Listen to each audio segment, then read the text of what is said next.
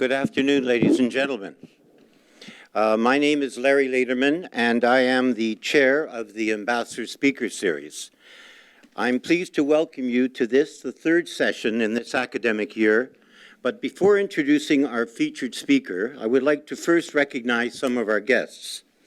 We are delighted to recognize the Ambassador of Serbia, His Excellency Mihailo Papazoglou, the Ambassador of Sweden, His Excellency Per Sogren, the Ambassador of Armenia, His Excellency Armen Yeganyan, the Ambassador of Cuba, His Excellency Julio Garmendia, the Ambassador of Indonesia, His Excellency Toiko Fazaya, the Ambassador of Venezuela, His Excellency Wilmer Barrientos, the Ambassador of Moldova, Ala Belevshi, the Ambassador of Thailand, His Excellency Vijayavati Zarabakti, the Ambassador of Algeria, His Excellency Hossein Megar, and the Ambassador of Haiti, His Excellency France Liatot.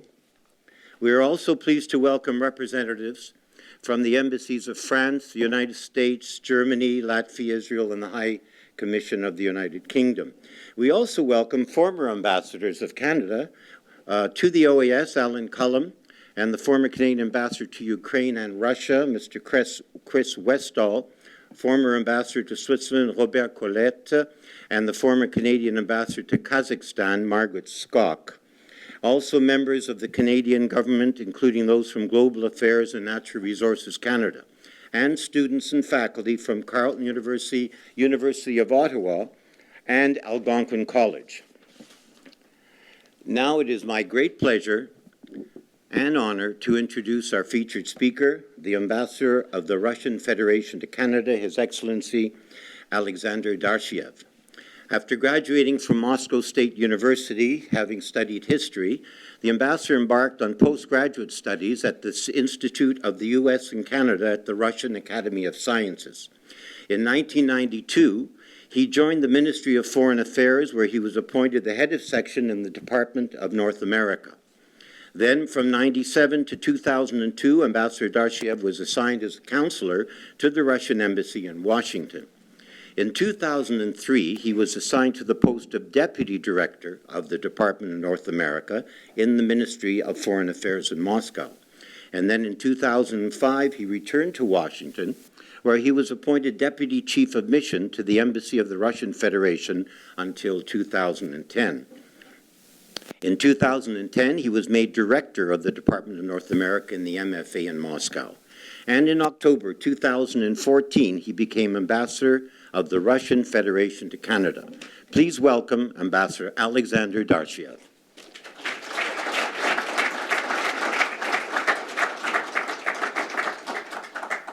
Ladies and gentlemen, first of all, I would like to thank Carleton University, Mr. Lederman, for inviting me to address such distinguished audience and have a chance to refresh past memories of that sweet time when I was an academic with no dress or speech code imposed on me. In my capacity as research fellow at the U.S.-Canada Institute in Moscow, before I switched in 1992 to the Russian Foreign Ministry to become seasoned bureaucrat, I had the luxury to study for a decade liberal left, or democratic with a small d, left in the United States, an endangered species at that time, but topical and successful nowadays as Bernie Sanders was hard on Hillary Clinton's heels at Iowa caucuses and is about to lead in New Hampshire primary, according to the latest polls.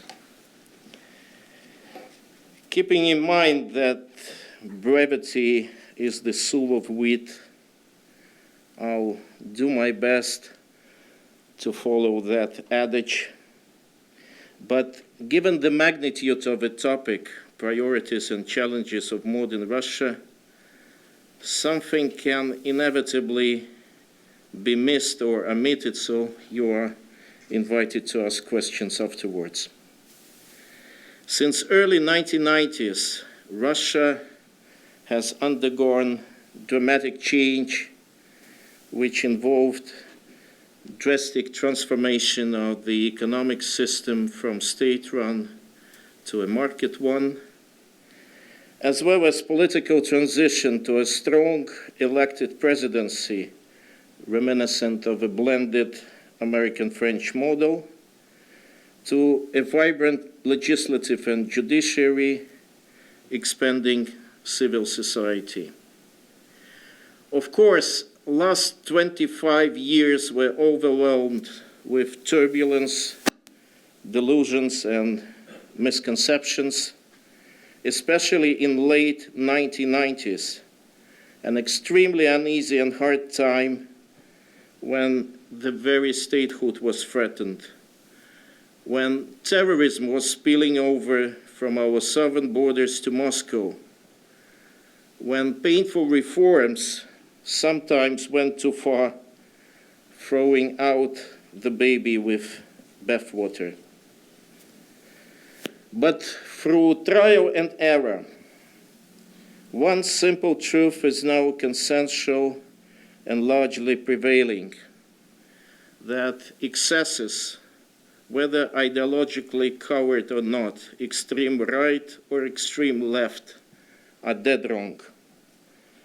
That it's a path to nowhere to write off our past. That Russian and Soviet history, both bright and dark, will forever be with us as a source of patriotism and inspiration, as well as grief and reflection. And in terms of economic policy, welfare state is not an antithesis to a free market. We could have the best of two worlds by nurturing socially oriented market economy. It's a real challenge to fine-tune political and social system in such a way that will harmonize traditional values, deeply rooted sense of truth and justice, adherence to, an expectation of state protections with individual freedoms, local self-governance, and self-reliance. A lot has changed. The process is ongoing, and looking back to where was the starting point, one could assert positively, the beef is there because it's 2016. Our party system, with a classic divide between the left, the center-left, and center-right, will soon be tested again at parliamentary elections this September. And most importantly, the general public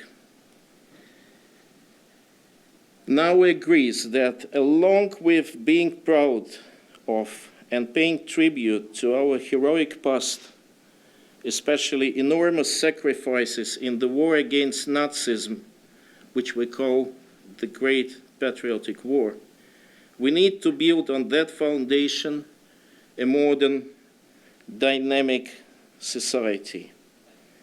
There are many bumps on the road, both of external nature, caused by global economic disturbance and a looming world recession, and of domestic origin, given huge, up to 10 times or more, income gap between the top rich and the poor, with middle class squeezed and embattered. With the drastic fall of oil and gas prices, as well as other export commodities, Russian economy suffered a serious blow in 2015 that resulted in GDP slipping down by 3.7%. It's true that Western sanctions added to that negative trend, although to a much lesser degree than our systemic dependence on lavish natural resources revenues, which is not alien to Canada as well. Obviously, sanctions as double-edged sword, while unable to meet intended goal dear to some of our counterparts of cornering or isolating Russia, which is mission impossible, or even bringing about a regime change, have had a backlash effect, hitting European producers who lost billions of euros, with some economic fallout experienced in this country too. Keeping in mind that every cloud has silver lining, current unfavorable conjuncture is not that bad, being rather a wake-up call to promote domestic production due to our national currency devaluation against the US dollar. A wake-up call to diversify by encouraging resourcefulness as opposed to over-reliance on resources. This is a quote. At the end of the day, while acknowledging things are not serene at all, it should be recognized that the current storm has been weathered rather well. Some sectors, like agriculture, do demonstrate modest 3% growth. Industrial production is slightly up this year, again 3 percentage points at Russian Far East, while finances and labor market stable and trade balance positive, which promises, with many ifs although, that this year, marked by severe budget constraints, will be better than the year 2015. Hard times come and go, but most importantly, in an extremely difficult environment, we have kept our economy open, setting as a major priority to maintain an encouraging business climate for foreign investors, while providing domestically incentives and stimulus to national industry, small and medium businesses, as well as guarantees to support low-income and vulnerable groups.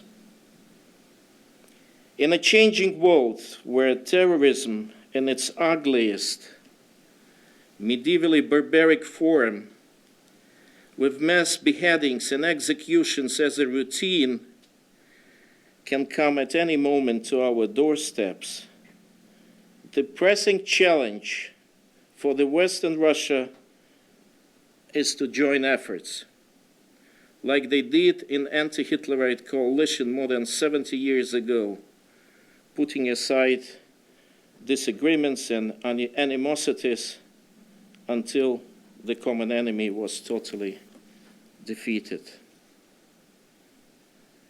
Unfortunately, fallacies and misjudgments of the early 1990s, epitomized in the end of history belief that liberal capitalism and Western-style democracy are universal prescriptions for nation building and social transformation, have still precluded sober recognition that the notions of exceptionalism, of a single polar world dominated by one indispensable power, are no longer relevant. Instead of a serious and equal dialogue on new threats and challenges, the US and the West, intoxicated by a delusional belief in winning the Cold War, can hardly accept the new reality of a multipolar world, recognizing other key players as equals. We have a saying in Russia: консерваtoire requires repair. Надо что-то в консерватории поправить. It's high time to accept that the world is not that black and white as neocons would like it to be. That old realpolitik is more than relevant now, unlike irresponsible political and social engineering imposed by force through circumvention of the United Nations for the sake of ideology. We badly need history back to avoid a situation when new demons of ISIS and the like are created as unintended consequence, according to understatement with regard to George Bush's invasion in Iraq. So one simple truth should be accepted, that by sponsoring change in a Trotsky-type permanent revolution fashion, be ready to face forces of extreme that will one day turn into a deadly, uncompromising enemy. It's true for Iraq. It's true for Libya, bombed into total chaos, as well as for Syria, where the US-led coalition obsessed with toppling Bashar Assad, armed and equipped Islamists, to find out one day that they were out of control.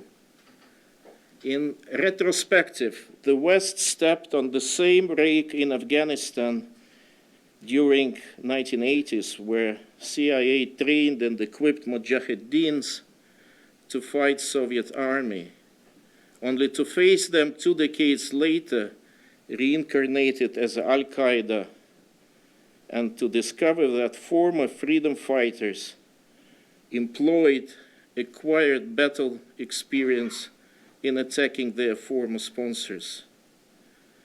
Despite differences and peculiarities, scenarios of forcefully imposed change, supporting the enemy of my enemy, repeated themselves with deplorable results. To effectively fight terrorism, this pattern should be changed. It is important to give up temptation of easy solutions, to avoid endless repetition of what is at core of any revolution, whether Bolshevik or Maidan or coward or Arab Spring, turning into a dark and cold winter, when first comes spiritual elation bolstered by illusions, and afterwards a hangover, blood, chaos, crush, and wasteland. Yes, there is now a strong demand for a more just and equal international order. Russia is open to constructive engagement based on recognition of national interests and mutual respect. And we all know when Russians and Americans work together, the world is a more safer place. When they are at loggerheads and Russia targeted instead of joining efforts, there are high chances that the case will be lost. We do have positive examples of mutually beneficial cooperation, most notably after 9/11, when President Putin called then US President George W. Bush right after the attack, suggesting help. Russia afterwards assisted the US in Afghanistan, providing vital intelligence and supporting logistically the Northern Alliance, both American and Russian ally. This was a classic I do for you, you do for me, in degrading Taliban and Al-Qaeda, thus averting their far-reaching plans to infiltrate Central Asia. I can also mention similar Russian-American joint efforts in withdrawing Syrian chemical weapons, recent agreement on Iranian nuclear program, Political settlement in Syria by bringing together, better say dragging together, with doors periodically slammed, government authorities and opposition, which speaks many, sometimes conflicting voices. In a world we're living in, where terrain of chaos along the axis of instability from North Africa to Afghanistan is rapidly expanding, complacency and misguidance cannot be afforded.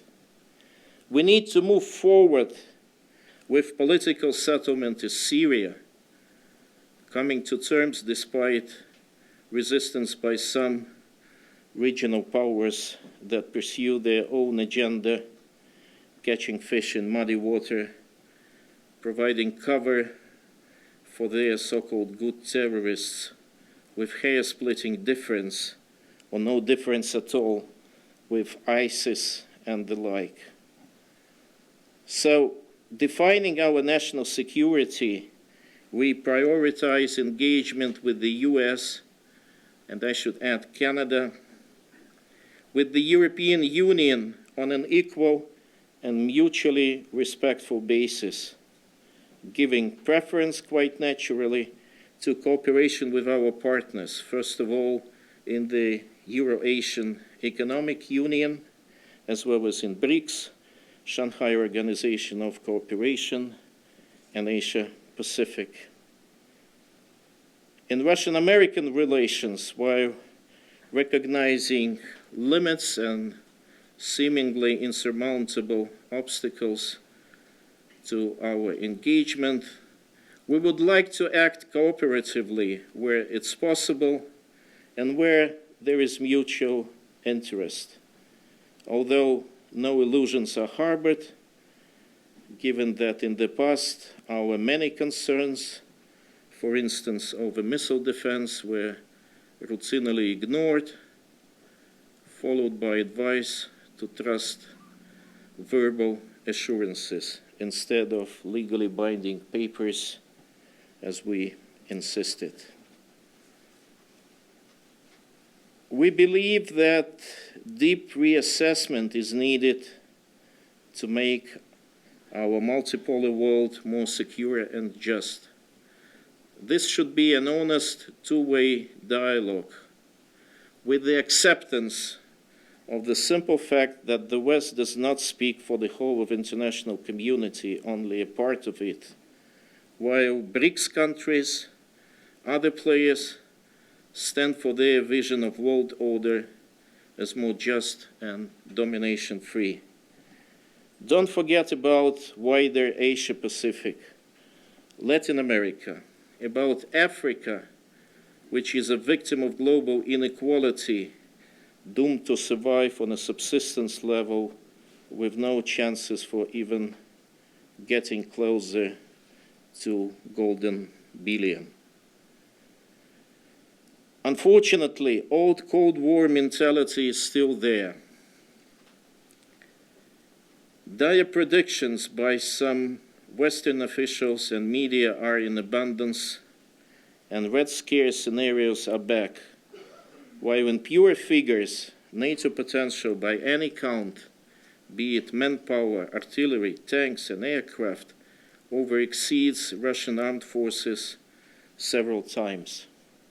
US military budget, for instance, is more than $500 billion, while Russian military expenditures are less than 60 billion American dollars. Yes, Russians are unhappy with NATO expansion, given above-mentioned superiority, and the fact that we are declared enemy number one. But it's not us who came to alliance's doorsteps. It's NATO building up its infrastructure in closest proximity to our borders. Nonetheless, there is no other alternative than keeping dialogue on security issues and coming to terms. Russia and the US sponsored UN Resolution 2254 on Syria, Joint efforts are badly needed to counter politically North Korean rocket launch, which some say was actually a covert missile test in stark violation of UN resolutions. We are standing at the frontier to make a choice between cooperation and tragic inability to face the clear and present threat of terrorism, of other challenges of global nature, risking to slide into a misjudged confrontation, deflecting attention and resources from the major danger. Terrorists do not distinguish between Americans, Russians, or Canadians. Attack can happen anytime, anywhere, regardless of geography or a country's significance or insignificance in world affairs. It could be indoctrinated lone wolves who are extremely hard to be detected.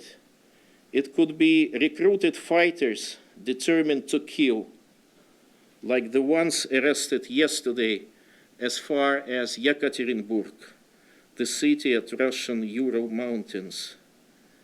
We need to destroy the hotbed of terrorism in Syria and Iraq, removing the cause of problem, rather than face, sometimes helplessly, its consequences. ISIS and the like are terrorist international. Remember Jihadi John speaking perfect Cockney. Among Islamists of every ilk, there are up to 3,000 Russian citizens, and better degrade them there in Syria and Iraq than allow to show up in Northern Caucasus, Moscow, or St. Petersburg. Some of ISIS rank and file could shuttle between Mideast and Canada. So intelligence, information sharing between our countries is pivotal. I will not discover America, as goes one Russian saying, if I take the liberty to suggest that talking is better than not talking. It's the ABC of diplomacy, which sometimes, somewhere, has been ignored for quite a while, with deplorable end result of name-calling and brinksmanship statements in abundance, to no avail in terms of pragmatism and common sense. By any count, it's highly impractical to demonize your opponent. And Henry Kissinger, the patriarch of Realpolitik, who visited Moscow recently, spoke eloquently on the need to revitalize multilateral diplomatic efforts.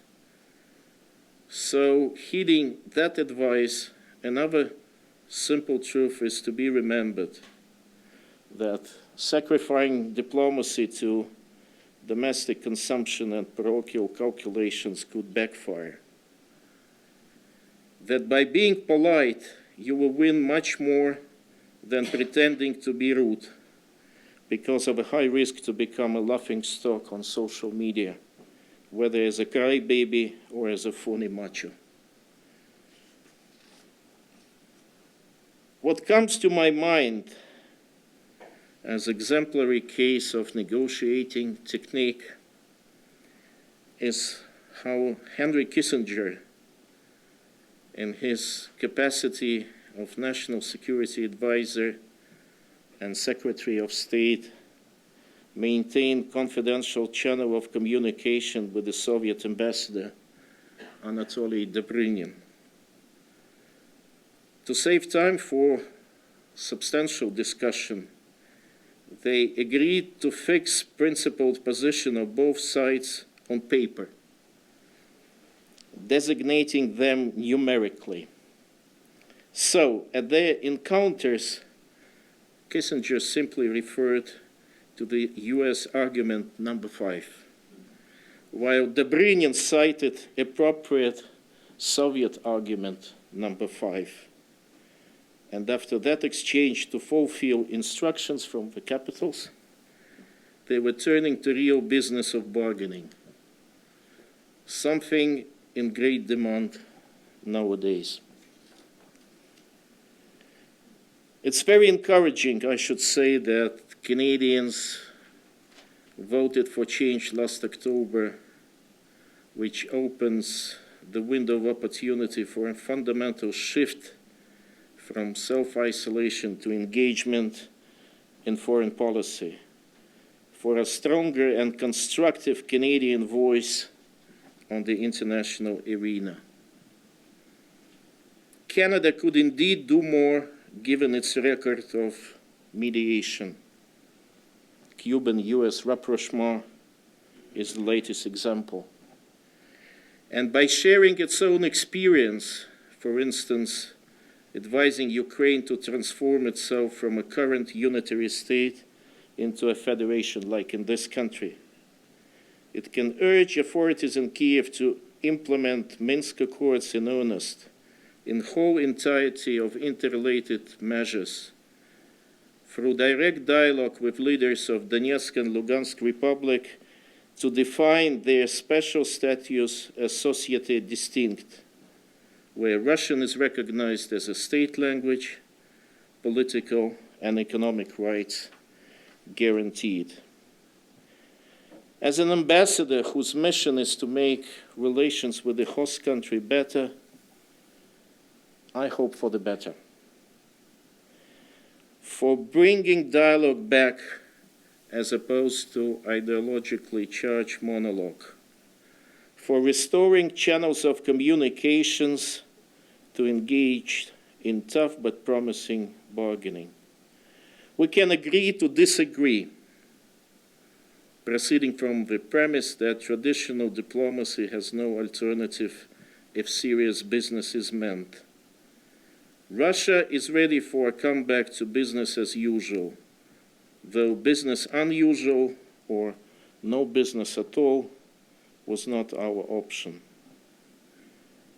While acknowledging differences and disagreements and recognizing each other's considerations, our countries as neighbors across the North Pole have vested interest in restoring normalcy, at least in such areas of pragmatic cooperation as the Arctic, anti-terror, and business ties.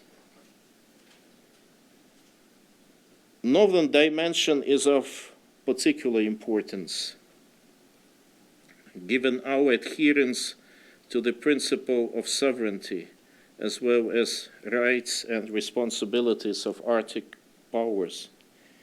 Given determination to secure a national interest, be it Canadian Northwest Passage or Russian Northern Sea route. Interaction cannot be avoided within consensual multilateral fora, starting from the Arctic Council and Arctic Economic Council, a major business venue strongly supported by both countries, to the UN Continental Shelf Commission. A new promising format worth to be mentioned in this context is Arctic Coastal Guard Forum. As for business cooperation, which is now in downfall trend due to negative developments of the last 2 years, we have a potential to make our bilateral trade more robust and corresponding to opportunities that exist on huge Russian and Canadian markets. Bilateral trade, to be precise, is around $1.3 billion US, which is the lowest point in a decade and 3 times less than the year 2008 maximum, $3.2 billion US. On that bleak background, some bright spots do exist, including more than 14 Canadian-Russian joint ventures established only during the last 2 years in a wide range of areas, as well as increase due to Russian currency depreciation of imports from Russia to Canada by 20%. Special praise goes to the mining sector that has always been an excellent example of our bilateral cooperation, flagshipped by successful operations in Russia of such well-known companies as Kinross Gold, Silver Bear Resources, and Global Cobalt.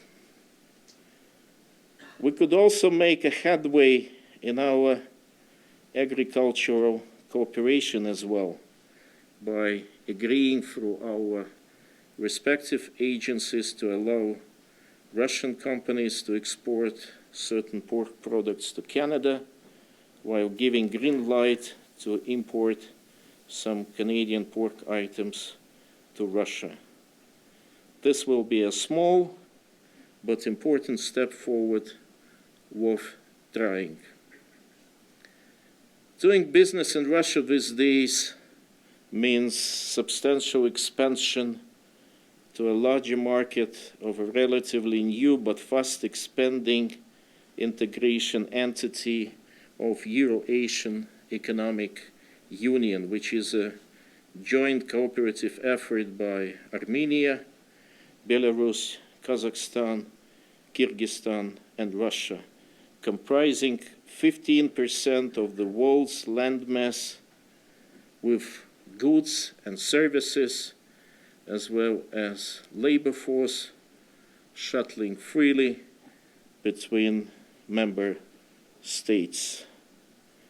It's a market of more than 183 million people, with a gross domestic product of $2.2 trillion US dollars, or over $4 trillion US dollars if counted by purchasing power.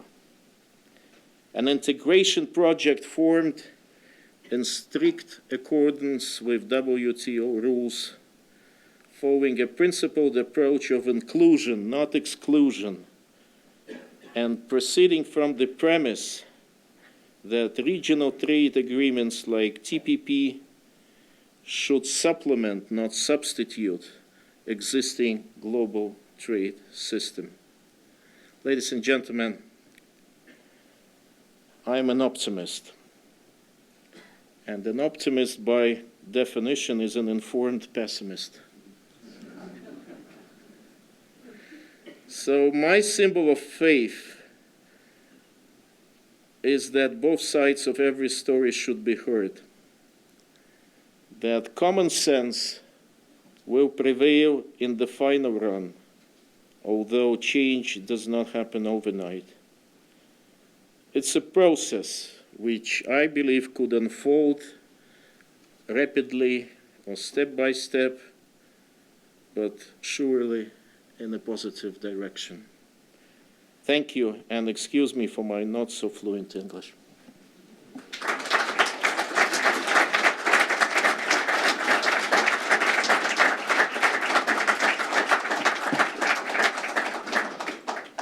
Ambassador Darchiev is open to questions. What are the first points? At what level?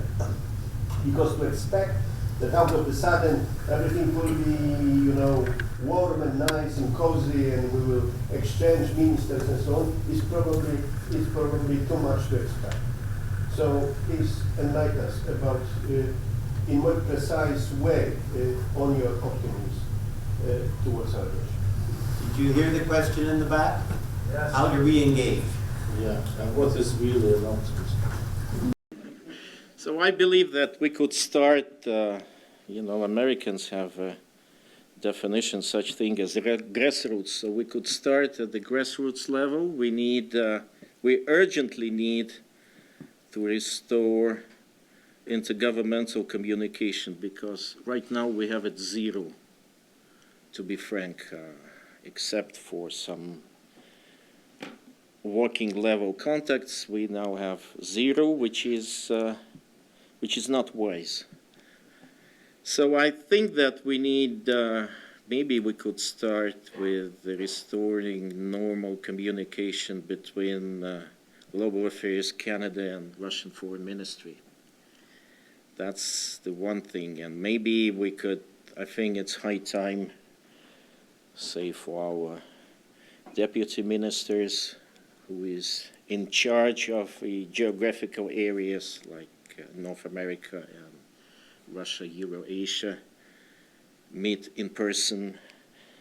The other thing is, I think it would be useful is if, our foreign ministers would at least, I can't remember when there was their last phone conversation. I can't tell me, maybe my colleague would prompt me, but I remember only one, the last meeting between the Prime Minister and the Russian President was in 2012 in Vladivostok. That was the last time, leaders of both countries talked to each other, which is again, trying to find the politically correct word is unwise because, we have many problems with our American counterparts, but President Putin and President Obama, they speak at least once in 4 months, and the Foreign Ministry and State Secretary are on the phone maybe 3 or even sometimes 4 times a week. So I believe that the other venue which is important is the business cooperation, and at least, it's not a secret, there are sanctions on both sides, but we could at least start with some simple things as providing EDC to Canadian companies who would like to work with Russia. Maybe if we would, I just hinted for a possibility for having a small step forward in agriculture, which is possible. And the other thing, of course, is anti-terror. So I would like to have our special agencies and, I'm not defining them by name, but you all know. So they at least need to have a regular exchange and consultations, because information sharing in fighting terrorism is of utmost importance. So if we start from the bottom, if we would have some contacts on a high level, I think this would be a good starting point. And I'm not, I'm trying, I understand that the change, as I've said, could not happen overnight. It could be step by step, incremental, but maybe we could, de-ice Intergovernmental Economic Commission. But, well, at least let's start from some small positive things.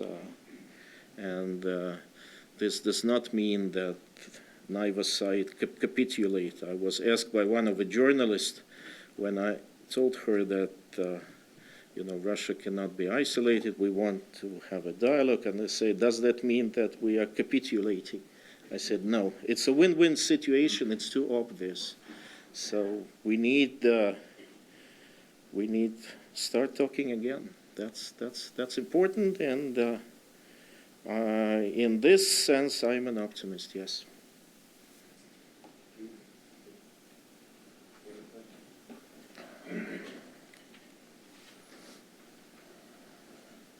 Richard Cohen, Ambassador, thank you very much for your presentation. My question is, in view of the rather fragile economic situation in Russia, which you actually put a rather optimistic tone on, but I think we all agree that it's not as good as it could be. What effect will this have on Russia's military buildup, and it's, to put it in a diplomatic way, rather assertive foreign policy, especially your operations in places like Syria. We heard today that Canada will be spending something like $1.5 billion for a very modest contribution to Syria over the next 3 years. It must be costing Russia many, many times more than that. And in your precarious economic situation, it must have an effect. What effect could this have on Russia's foreign policy, and when will we start to see it? Yes, first about economy, I think that, in 2 words, to summarize the state of the economy in Russia is that it's hard, but it's not level. We are living through hard times. It's more a wake-up call to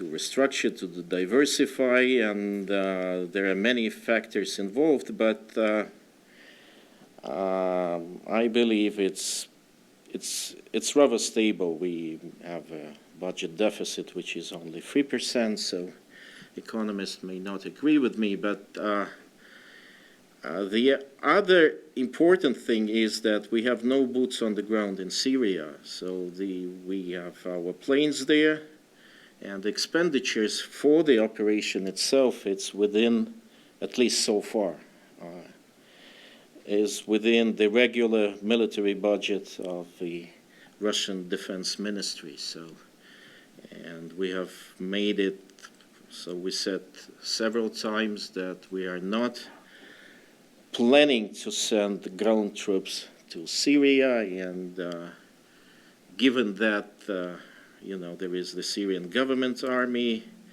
there are formations of the Kurds who could do the job on the ground. So right now it's not that expensive. I can't say, and it could turn either way, but that's not a significant military effort so far, and it's not that expensive so far.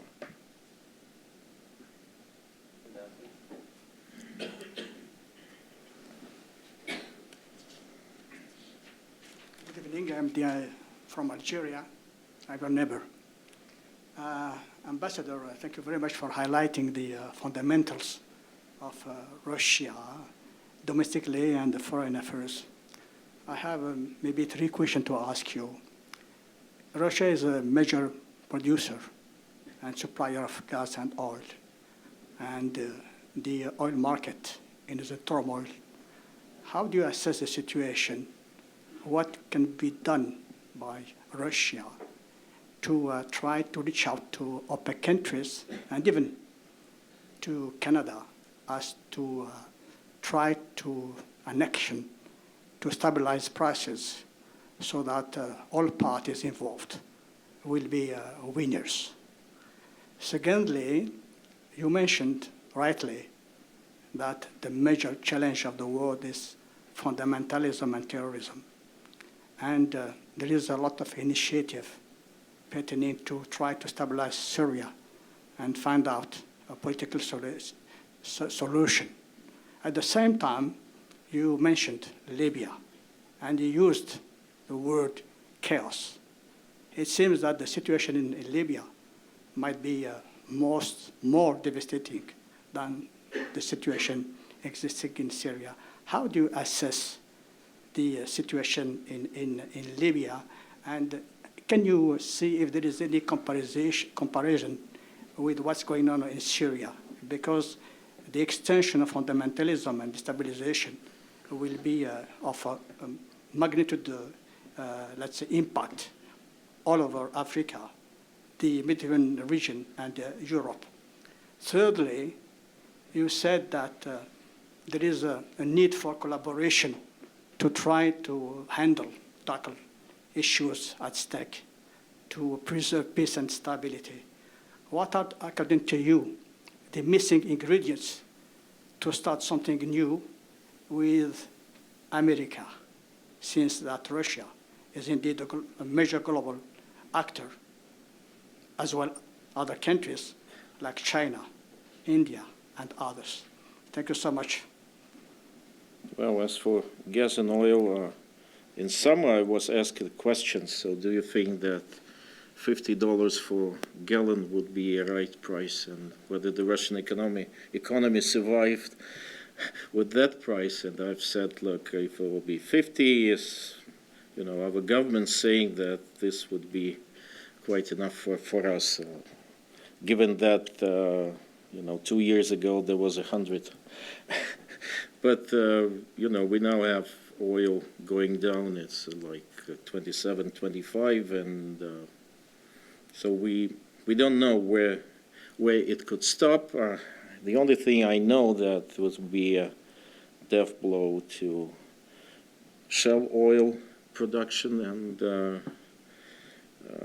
this could be, and that's why we desperately need to get rid of our overdependence on that. Although if the price would be, and the government is saying that 30 would be okay, I don't know where it can stop, but nonetheless, we need to stimulate other sectors of the economy. That's something that should be done, and done for sure. That's the one thing. As for Libya, it's a very tragic story with what's going on there. What is needed is a serious attempt to have political settlement there. To tell you frankly, I see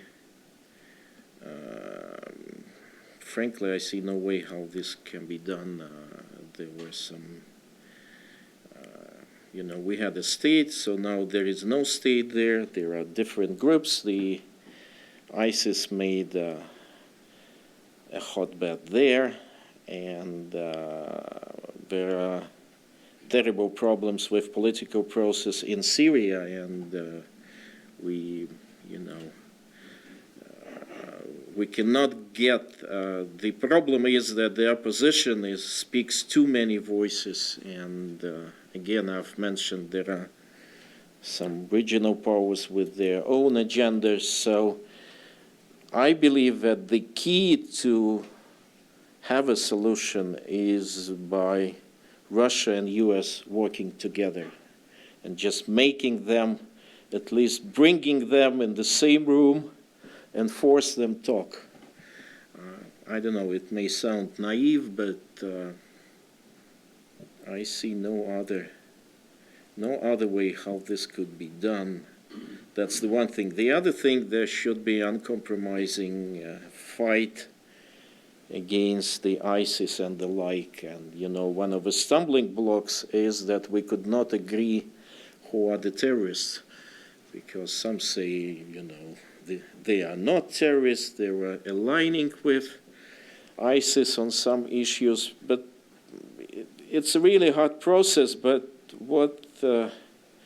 what makes me optimistic is that, our Foreign Minister Lavrov and State Secretary, they have invested too much in the process, and they work together on that. And if we managed to withdraw Syrian chemical weapons from the country in the midst of a civil war, that means that if we really want, we could do this. And the same is true for Libya as well. And one missing ingredient, I believe, in our relations and the U.S.-Russian relations are, it's a strange and tricky thing. And as a person who was involved in that relations for 20 years, I could tell you that, we could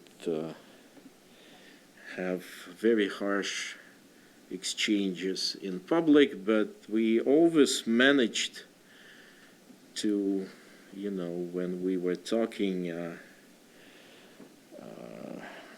I don't know, I'm trying to find if we will start a real diplomatic, if we are involved in a real diplomatic process, we did manage to find a solution. And what I've said is true for Iranian nuclear problem. This was, it took about, I don't know how many, 10 years or so. It was, you know, we were making statements, our American counterparts introduced sanctions, and you know, there was such thing as U.S. Congress, who had his own view and still has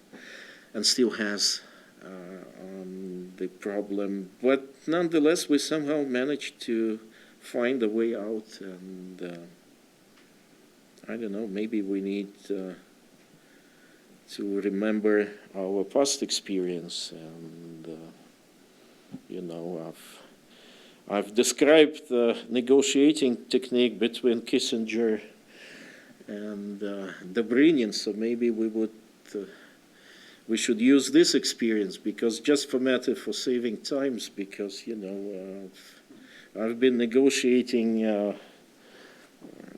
know, we had negotiating there is a very good Russian-American bilateral agreement on simplification of visa formalities, but it was preceded by very tough exchanges, you know, and I was about to suggest that, so let's put our arguments on paper, I was saying. But nonetheless, we have managed to do that. This is a very good agreement, and you know, we have visas. Visas are issued for officials for 1 year, multiple entry visa for students, for businessmen, for tourists for 3 years as a rule, and it's on paper, and it simplified the process. But the way to this agreement was terrible, I could tell you. But maybe this is what tough bargaining is all about. So again, on Syria, there is no other alternative than Russia, US, and the West.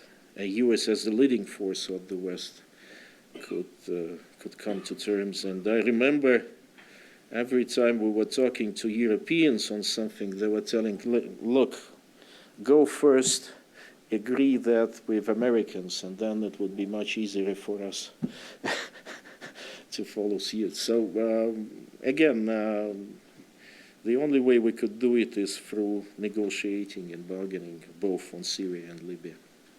Yes, hello. My name is Oля Korsachenko, and you've mentioned several times the sanctions that have been imposed by Canada, the United States, the European Union.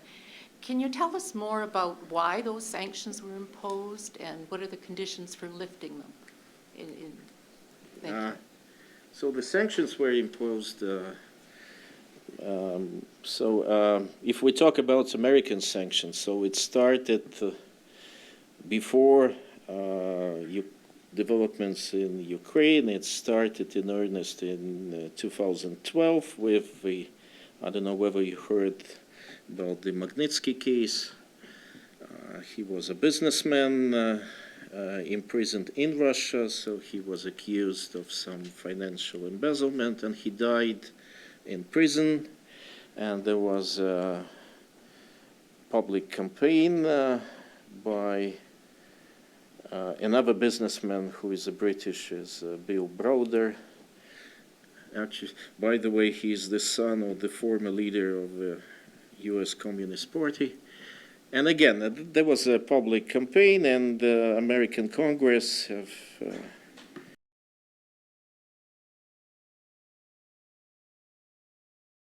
act, and under this act, there were sanctions introduced against some Russian officials. We introduced our sanctions in return. Then came Crimea. There was one set of sanctions, and there were individual sanctions. We also introduced our sanctions. Then there was sanctions which I believe are totally irrelevant, sanctions to promote and to assist full implementation of Minsk Accords. I believe the sanctions should be imposed on Kiev, not on Russia. But it's my personal point of view. So there are various numbers of sanctions. Then there were Canadian sanctions, there were personal sanctions for Crimea. Then I guess there were like about 8 waves of sanctions. So all in all, there are about 111 Russian officials in Canadian sanctions list, and our sanction list that we introduced in return are much smaller, given that our population is different. In Russia it's 146 million, in Canada there is a smaller population, but again we have done this. And then there was some sectoral sanctions that is limiting access of Russian banks to short-term credits. The one thing is that the sanctions never cross the line that would ban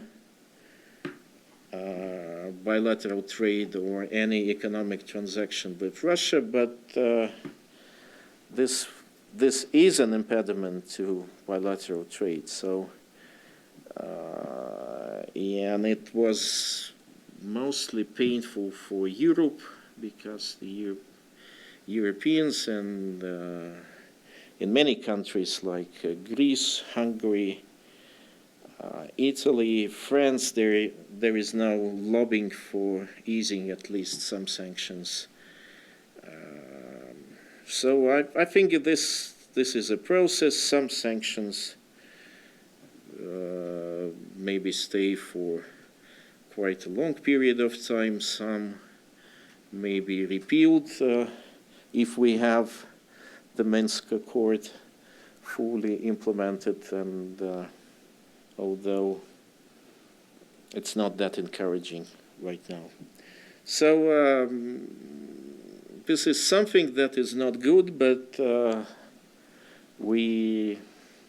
this is something we should live with, and this is, as we say in Russia, objective reality. But even under these circumstances, we should find ways to, at least to talk, and to talk on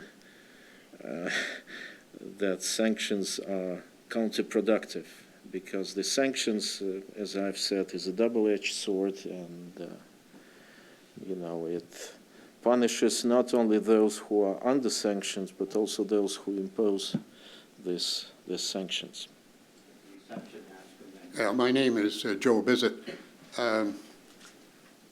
If we listen to our NATO spokesman and the mass media in the West, we're led to believe that your country is shortly going to be bombing Warsaw or invading the Baltic states. It seems to me that suggestion is ludicrous, but it's also very scary, because if you think back to the last century, it was not 14 years into that century when we had the great powers leading us to the cataclysmic events of World War I, followed by World War II, and ending up by dropping the atomic bomb on 2 Japanese cities. We all thought that Yalta and later on the Helsinki Final Accords had brought the great powers together. But today, it seems to me we are blindly going down the same path that we did in the last century. And there is no peace movement on either side. Nobody's talking peace. But my question to you is, among the candidates that are running in the presidential election to the south of us, do you see any of those candidates emerging as a president who might extend the hand of friendship to Russia and to China? Well, I have a great temptation to say that I like Donald Trump, but frankly, I really like him because, sometimes politics go dull and boring, but in terms of a serious business, I've my first posting started in the U.S. in 1997, so I stayed for 6 years, and I was in charge of congressional liaison section at the embassy, so I covered impeachment trial of President Clinton, election 2000, and so I've seen Hillary Clinton in many situations, and I could tell you, and when I work in Moscow as a director of North American desk, so I was present at negotiations, and although many American voters would disagree with me, and the problem with Hillary Clinton was that at least third of the electorate were really mad about her in a negative sense of the word, so they could not hear even the name of her. But I think she's reasonable, and she's the one who knows how foreign policy works. She's tough. She's very tough, and she was a very tough negotiator when she was a state secretary. I have seen that in person. But she's wise. She has a taste for foreign policy, so if I have to choose, I have mentioned the Democratic left that I started, and they had endless discussion about the lesser evil. So whether they should be the left wing of a Democratic Party or they should form a party of their own. So they call Democrats the lesser evil. So from this standpoint, I believe Hillary Clinton would be a lesser evil under given circumstances. I don't know. Sometimes circus will be over, I hope, and circus is an integral part of any politics, and if we go to serious business, we will need someone who has the experience and who has an inclination to do foreign policy. So if we proceed from this premise, I would say Hillary Clinton. Bill Johnson, Mr. Ambassador, thank you for an excellent presentation. My question concerns migrants and refugees. Even before Syria, we saw the North Africans and the Middle Eastern peoples moving. They started to move, and not all were refugees. They're moving into countries where, with respect, Russia has a very real national interest. They're moving into Turkey and Germany, and these are not distant points from your great country. So Russia must have a view on its ability, Europe's ability, whether it be a European approach or a national approach. They must have some strong views, I should think, on the movements of peoples and the ability to control it if you wish to, or not control it if you just let it happen. What is Russia's position on these issues?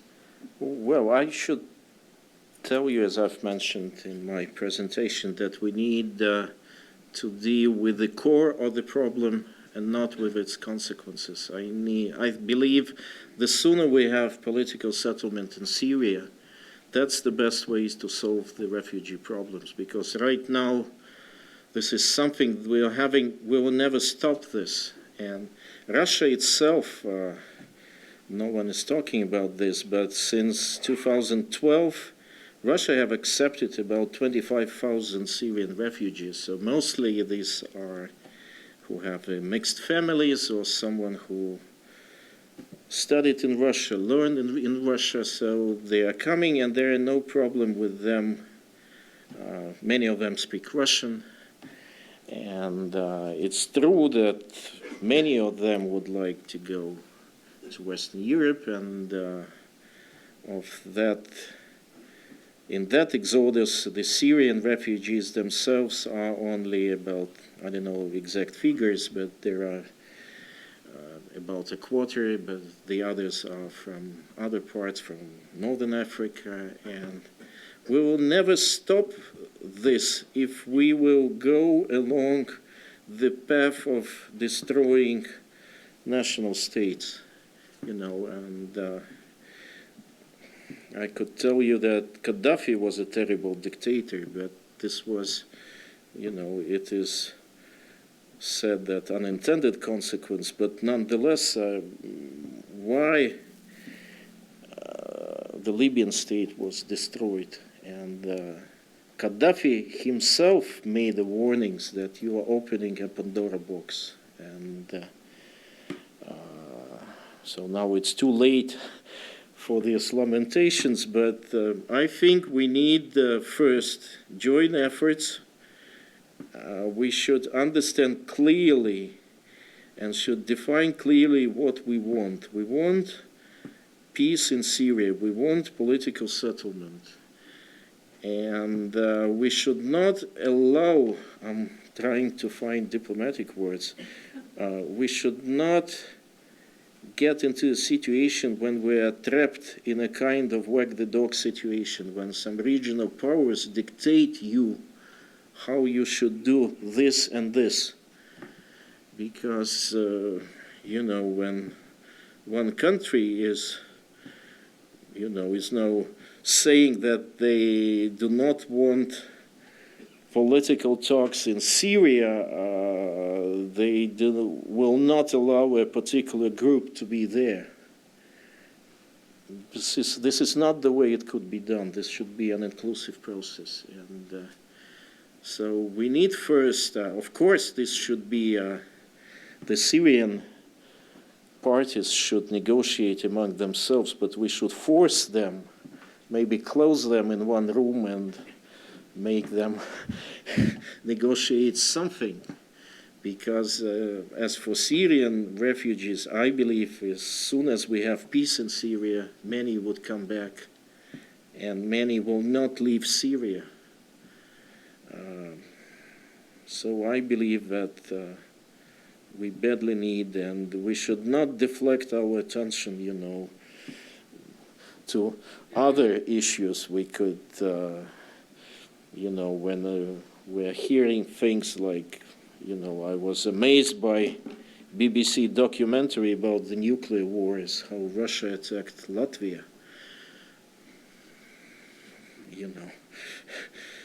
I don't know what is the English word for that. Самосбывающееся пророчество, self-fulfilling prophecy. Self-fulfilling prophecy.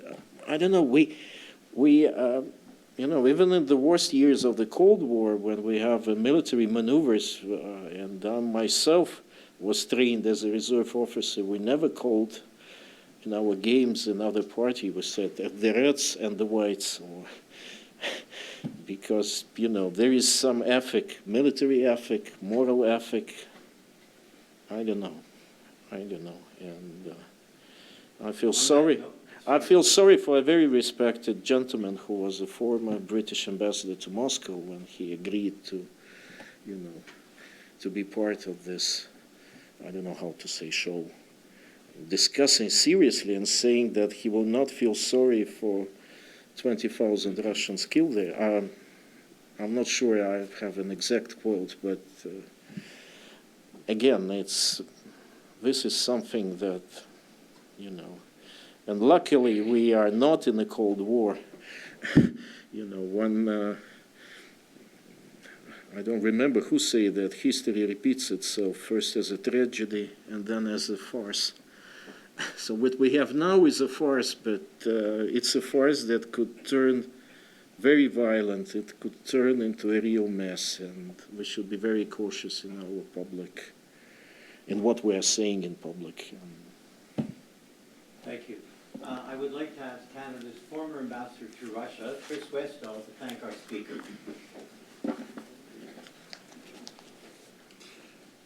Thank you, Larry. I was honored to be asked, and I'm pleased indeed to thank you, Ambassador Darchiev, for that speech and for your answers.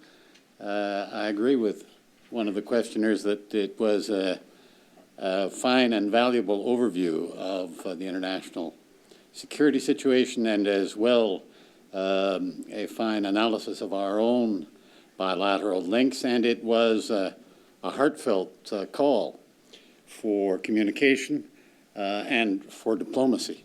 So I thank you for all of that. I thank you for your optimism, and I thank you for your candor. At this time when our new government is seeking re-engagement with Russia, however slowly, you're much in the news. You're on national television, seen across the country regularly these days.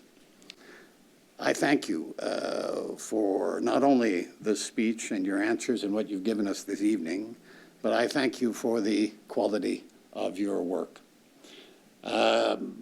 I think I speak for everyone here in saying that that quality has been a tribute to the profession that many in this room either are in now or have been in the profession of diplomacy, and we hear your heartfelt call for more diplomacy.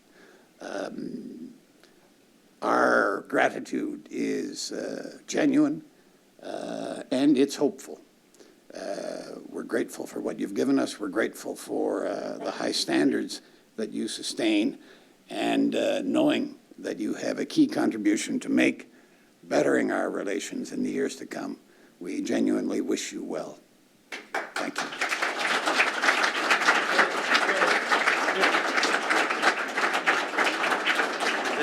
I give that to you.